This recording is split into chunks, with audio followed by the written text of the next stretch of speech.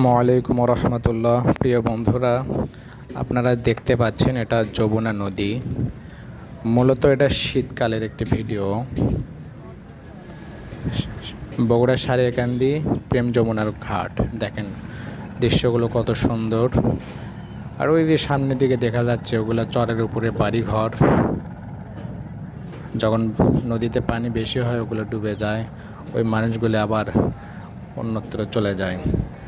আর যে এখানে দেখতে পাচ্ছেন এগুলোই হচ্ছে বগুড়ার বিখ্যাত দেশি মরিচ, লাল মরিচ।